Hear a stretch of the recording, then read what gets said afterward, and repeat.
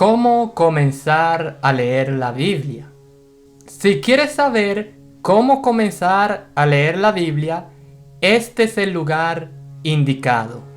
La Biblia es uno de los regalos más hermosos que Dios nos ha regalado. Muchas personas comparan a la Biblia a una carta de amor, porque por medio de ella llegamos a conocer a nuestro amado Padre, el Creador del universo. Por ejemplo, en la Biblia hasta llegamos a conocer cuál es el nombre de Dios, que es Jehová. La Biblia normalmente se divide en dos partes, en el Viejo Testamento y el Nuevo Testamento. Muchos se preguntan, ¿quién escribió este libro? A pesar de que fue Dios quien utilizó unos 40 hombres para que escribieran la Biblia, Dios el Padre es quien inspiró a estos hombres fieles para que escribieran lo que Él quería decir. En pocas palabras, Jehová es el autor intelectual de este libro. De ahí que este libro sea tan especial y por eso decimos que proviene de Dios. Ahora, yo le daré unas sugerencias para cuando quieran comenzar a leer la Biblia y de esa manera le puedan sacar el mejor provecho. Primero, yo en lo personal le aconsejo que antes de comenzar a leer la Biblia, comiencen pidiendo la ayuda de Dios. ¿Cómo? Haciendo una pequeña oración. Antes de comenzar, podrían pedirle a Jehová Dios que le dé sabiduría y entendimiento para que puedan comprender lo que Él quiere decir a través de su palabra. Cuando hacemos esto, demostramos a Dios que queremos su guía y deseamos su ayuda. Segundo, muchas personas se preguntan por dónde comienzo a leer la Biblia. A pesar de que muchas personas pueden tener una opinión diferente, yo por experiencia propia le podría decir que comiencen por donde se sientan más cómodos. Pueden comenzar por un tema que le llame la atención o con un personaje de la Biblia como Moisés. En muchos casos, las personas comienzan por Génesis o por Mateo. Para mí, lo importante es comenzar a leer la Biblia y se lo juro, nunca se arrepentirán. Tercero, con el fin de encontrar pasajes importantes, aprendan a subrayar. ¿Por qué es importante? Si lo hacen, se ahorrarán mucho tiempo cuando quieran localizar estos versículos en el futuro o cuando quieran compartirlo en la predicación.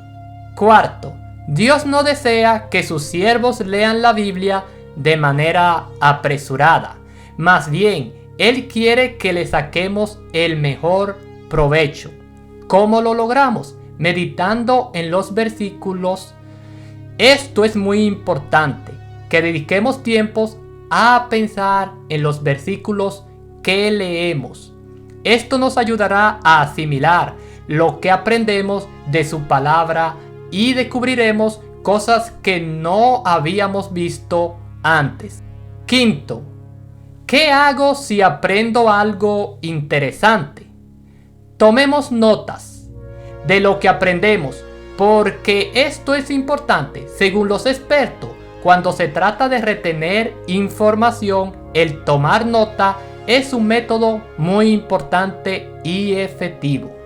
Si tomamos notas, se nos hará más fácil recordar, explicar o compartir con los demás lo que Dios nos ha enseñado en su palabra, la Biblia. Sexto, ¿cuánto tiempo debemos leer la Biblia? No hay regla que nos dicen el tiempo ni la regularidad en la que debemos leer la Biblia. Las circunstancias de las personas varían. pero yo les recomiendo leer la Biblia todos los días, por lo menos 5 minutos para agarrarle más el ritmo. Con el tiempo se acostumbrará más a la lectura y comprenderá más la palabra de Dios y también la disfrutará mucho más. Séptimo, ¿qué traducción elegir? Busquen una traducción con un lenguaje sencillo y con la que se sientan cómodos.